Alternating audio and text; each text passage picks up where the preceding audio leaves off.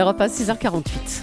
L'édito éco sur Europe 1 avec Éric Le Boucher des Échos.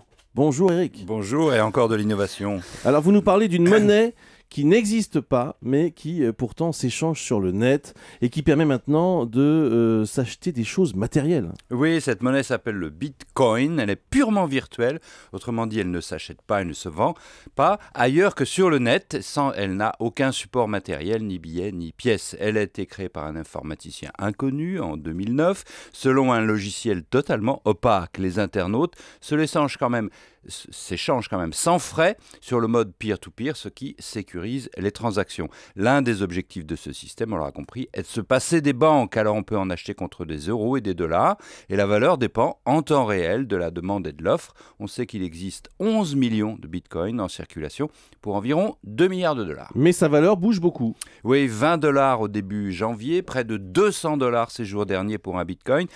Et puis hier, crac, chute de 60% de la valeur, remontée de 100%, rechute, remontée. Le bitcoin a fait du yo-yo car c'est devenu un objet d'hyper-spéculation. Pourquoi ? Parce que depuis la crise chypriote et les doutes sur l'euro, on a assisté à un engouement pour cette monnaie comme valeur refuge. L'or a baissé tandis que le bitcoin montait. Les autorités se sont inquiétées ?